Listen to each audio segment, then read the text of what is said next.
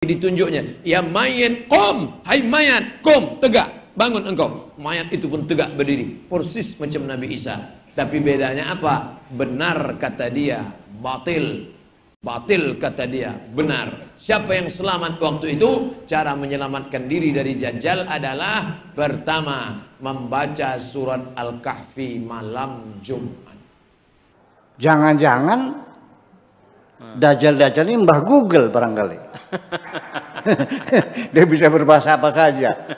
Bisa masuk ke dalam rumah-rumah orang. Yang menyebabkan anak-anak kita jadi tidak sholat maghrib. Ya asik sih nonton Google.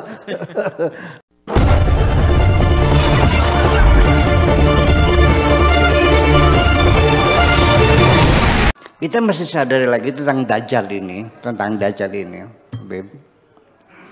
Saya melihatnya bahwa Dajjal ini menurut pendapat saya hanyalah simbol-simbol saja.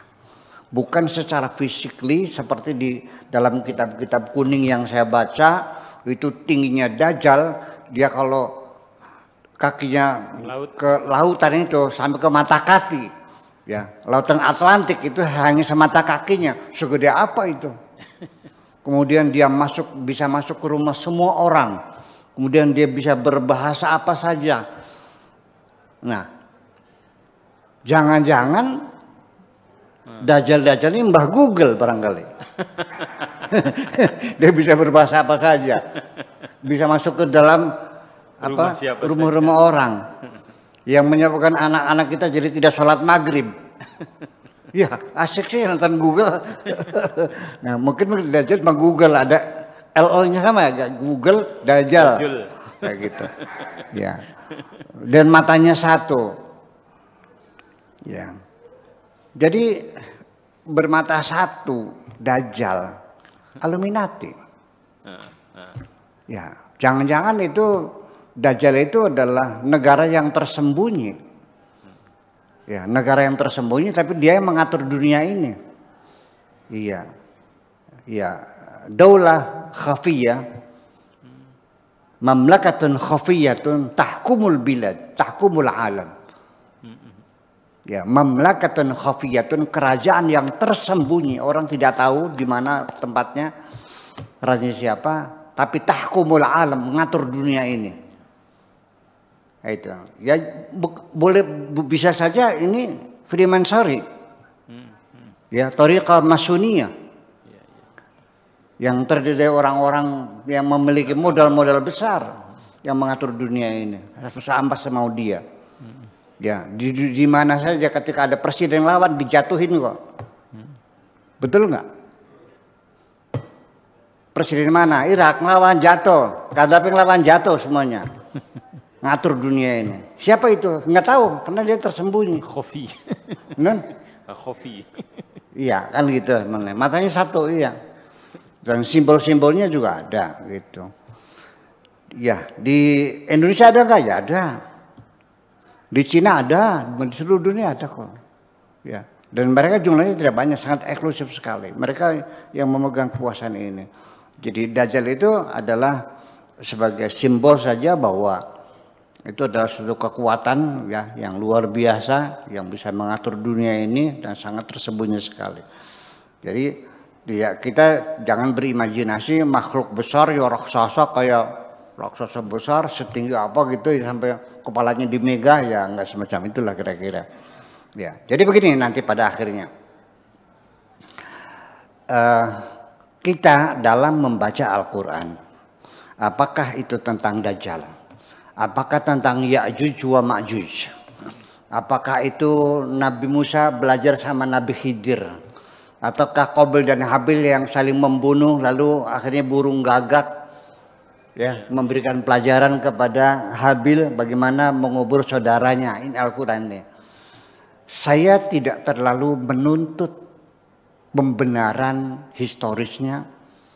Saya tidak dituntut untuk mencari artefak-artefak pembuktiannya, gimana ketemunya Nabi Khidir dengan Nabi Musa, di lautan mana, apa ini, tangga berapa, di mana, saya nggak ada urusan. Yang penting, qasas Al-Quran ini Yang penting adalah wusulul mawa'id ila anfusina, yaitu sampainya mawa'id, nasihat-nasihat, motivasi-motivasi yang bisa kita pahami, itu yang paling penting.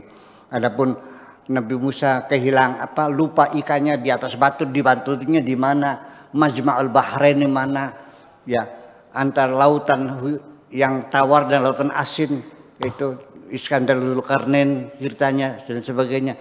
Kita tidak menuntut harus pembuktian secara historis terjadi demikian tanggal sekian, enggak, karena Al-Quran adalah sifatnya mawa'id. Yang penting mau'idhahnya saja yang bisa kita paham, ya sudah selesai. Saya kira mungkin seperti itu, ya. Coba kata-kata dajjal sendiri, dal, jim, la, itu artinya pemalsuan, penipuan. Ya, dajjal, mudajjal, dajjalun. Jadi kata-kata dajjal itu seorang penipu, seorang pendusta. Pembohong. Itu dalam bahasa namanya ya dajjal. Jadi bukan nama orang namanya dajjal, tapi adalah sebagai sifat yang berlaku umum. Siapapun yang tukang penipu besar, atau kalau dalam bahasa Inggrisnya namanya notorious, ya. Bukan kriminal tapi notorious, atau penjahat besar lah. Gitu. Dajjal termasuk tanda akhir zaman. Siapa asal usul Dajjal tersebut? Apakah Dajjal pernah hidup di zaman Nabi SAW? Apakah kita sebagai hamba Allah dapat melawannya? Dajjal, kata Nabi SAW, dalam solat kita selalu minta 6 kali, dalam solat 5 kali. Allahumma inni a'udzubika min azabi jahannam, wa min azabil qabri, wa min fitnatil mahya wal mamat, wa min syarri fitnatil masihi. Kenapa ada Al-Masih di belakangnya? Al-Masih Isa, Al-Masih Dajjal. Karena bentuknya sama macam Al-Masih Isa, tapi dia Dajjal yang palsu. Ini HP Samsung, iya. Ini yang palsu, Samsung Dajjal. Ini kamera Sony, iya. Ini Sony yang palsu, Sony Dajjal namanya. Jadi Dajjal itu artinya palsu. Al-Masih asli, Al-Masih Isa. Allahumma inni a'udzubika min azabi jahannam wa min azabil qabri wa min fitnatil mahya wa min syarri fitnatil masihi dajjal. Nabi menengok rambutnya basah, keriting, turun air, macam pas macam Isa. Ketika nanti dia tunjuk langit, ya sama imtiri, hai langit turun hujan. Ya ardi umbuti, hai tanah tumbuh tanaman. Ada orang mati ditunjuknya, ya mayat qum, hai mayat qum, tegak, bangun engkau. Mayat itu pun tegak berdiri, persis macam Nabi Isa. Tapi bedanya apa? Benar kata dia, batil kata dia, benar. Siapa yang selamat waktu itu? Cara menyelamatkan diri dari Dajjal adalah pertama, membaca surat Al-Kahfi malam Jumat. Baca Kahfi malam Jumat. Yang kedua, hafal pangkal Al-Kahfi 10 ayat, ujung Al-Kahfi. Lalu kemudian sebelum salam, Allahumma inni a'udzubika min adzabi jahannam wa min adzabil qabri wa min fitnatil mahya wal mamat wa min syarri fitnatil masiihid dajjal. Sekarang Pak Ustadz, Dajjal itu sudah keluar atau belum? Cucu cicitnya sudah mulai keluar. Dajjal yang golongan A2A, 3A, 4C sudah keluar. Tapi yang asli yang 4E itu belum lagi. Dan kita minta andai dia keluar, kita selamat